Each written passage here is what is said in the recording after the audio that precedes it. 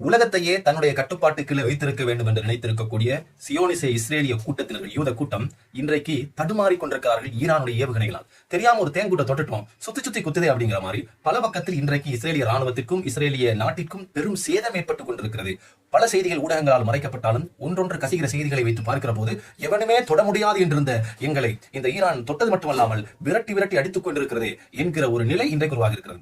நியோட் Hovav அப்படிங்கிற ரசாயன தொழிற்சாலை மீது ஈரான் இன்று அதிகாலை பாரிய ஒரு ஏவுகணையை தாக்கி இருக்கிறது.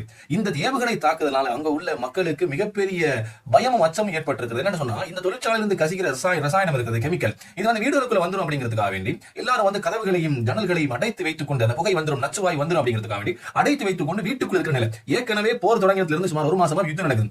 எப்ப பார்த்தாலும் அலாரம் அடிச்சுட்டே இருக்கிறது. அண்ணா வருது ஏவுகணை, அண்ணா வருது ஏவுகணை, ஈரான் வருது, பூம் வெடிச்சிட போகுது அப்படிங்கிற ஒரு பயத்தினால எப்பயுமே மக்கள் வீதிக்கு இறங்குறது, ஏவுகணை வர சத்தம் கேட்கிறது, கேட்ட உடனே அண்டர் கிரவுண்டுக்கு போறது.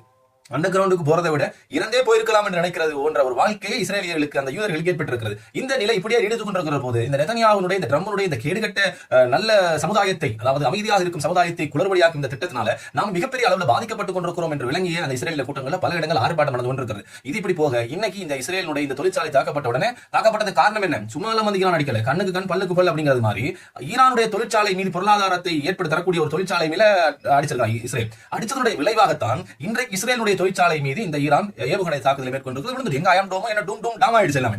இப்ப டைரக்டா போய் விழுந்து அந்த இடத்துல பெரிய ஒரு சேதம் ஏற்பட்டிருக்கிறது. இப்போ இதனால ஓம் பொருளாதாரத்தை நான் அளிக்கணும், ஏன் பொருளாதாரத்தை நீ அளிக்கணும் அப்படிங்கிற ஒரு நிலையில ஈரானுடைய பொருளாதாரம் அளிக்கப்படுகிற போது உலகத்திலே பல பொருட்கள் வெளியேற்றப்படுகிறது.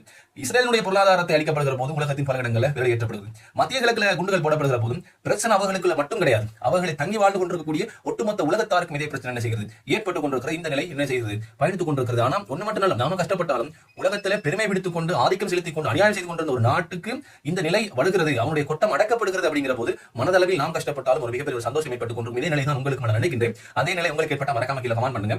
அதாவது உண்மை வெல்ல வேண்டும், பொய் அழிய வேண்டும். பொய் அழிவதற்கு என்னென்ன வாசல் இன்றைக்கு திறக்கப்பட்டிருக்குன்னு சொன்னா, வடக்கு பகுதியா பாத்தீங்கன்னா இஸ்ரேலுக்கு ஹிஸ்புல்லாஹ்வுடைய படை வந்து தாக்கி கொண்டிருக்கிறது. 25,000 ஆயுதங்களுடன் அங்கே தயார் நிலையில் இருக்கிறது. தெற்கு பகுதியை பாத்தீங்கன்னா சொன்னா ஏமா அந்த ஹூதி படை வந்து தாக்கி கொண்டிருக்கிறது, பலம் பகிரங்கமா அறிவிச்சது அடிக்க போறோம் அப்படின்னு சொல்லி.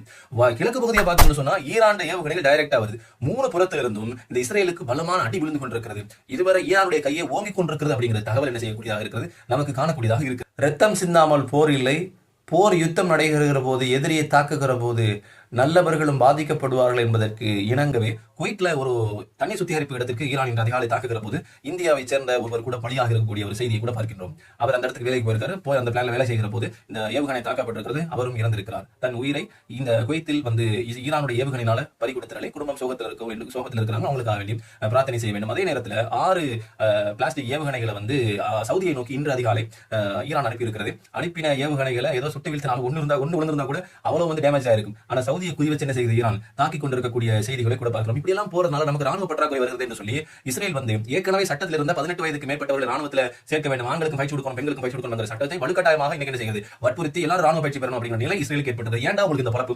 உலகம் நிம்மதியாக இயங்கிட்டு இருக்கிற போது சண்டை சச்சரவுன்னு சொல்லி எத்தனையோ மக்கள் பசி பட்டணியால் வந்து இறந்து கொண்டிருக்கிறாங்க. அவங்களுக்கு கொடுக்க வேண்டிய எத்தனையோ தொகையை வெறுமனே ஒரு ஏவுகணையினால கொண்டு போய் எரித்து நாசமாக்கி அது உயிரை கொள்வதற்காக, உயிரை வாழ வைப்பதற்காக வேண்டி கொடுக்கப்பட வேண்டிய எத்தனையோ இந்த பொருள்கள், காசுகள், பொருளாதாரங்கள் எல்லாம் இந்த ஏவுகணை என்று சொல்லி இன்னொரு நாட்டை ஆக்கிரமிப்பதற்காக அழிப்பதற்காக பயன்படுத்துவது எவ்வளவு ஒரு மோசமான காரியம் என்று சொல்லி இலங்கையுடைய அதிபர் அனுர்குமார் திசாநாயக் அவர்கள் கூட ஐநாவில் என்ன செய்யறாங்க, ஒரு கருத்து தெரிவிக்கிறாங்க. இது ஒரு நல்ல கருத்து. அதாவது ஒரு சமுதாயத்துக்கு இடையில நான் நீ என்ற போட்டியை விட அமைதியாக இருந்த ஒரு பெரும் சமுதாயத்தை வாழ வைக்கிற ஒரு வழியை தேடுங்க. இந்த ஜப்பான் மாதிரி அது மாதிரி ஒரு வழியை தேட மொழியை போட்டி போடக்கூடாது, குழப்பத்தை உண்டு பண்ணக்கூடாது, ரத்தம் சிந்தக்கூடாது என்கிற ஒரு தகவலை இந்த இலங்கை ஜனாதிபதி என்ன செய்கிறார், மறைமுகமாக கொடுத்திருக்கக்கூடிய செய்தியை கூட பார்க்கணும். அதனால தொடர்ந்து போர் தகவல்களோ மற்ற செய்திகளையும் நீங்கள் பார்க்க வேண்டும் அப்படின்னு சொன்னா என்னோட நீங்கள் தெரிந்து கொள்ள விரும்புகிறீர்கள் சொன்னால் மறக்காம நம்ம சேனலை சப்ஸ்கிரைப் பண்ணுங்க, ஃபாலோ பண்ணுங்க, Facebookல உள்ள சேனலை சப்ஸ்கிரைப் பண்ணுங்க, உங்க கருத்து என்ன கமெண்ட் பண்ணுங்க. மாற்றிக்கொள்ள வேண்டிய தேவையும் இருக்கிறது. நானும் சரி, உலகமும் சரி, அந்த நேரான பாதையை நோக்கி நானும் நீங்களும் நகர்வோம். நன்றி.